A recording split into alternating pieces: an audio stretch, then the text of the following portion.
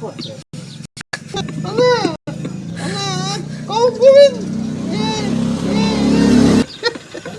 મિત્રો આજે તે વરસાદ આવે એવો લાગે છે મિત્રો, વાદળ કાળામય થઈ ગયા છે મિત્રો.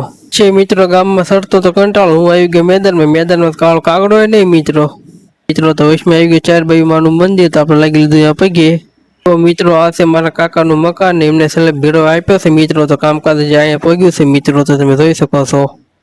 હજી 10-15 દિનની વાર લાગશે છેલ્લે ભેળવામાં.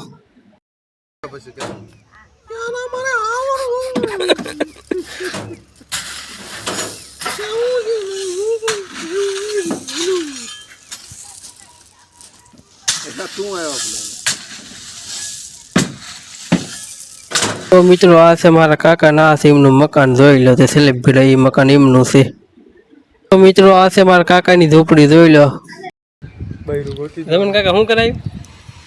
કરાયો તારે ગાડા લેવા ગયા.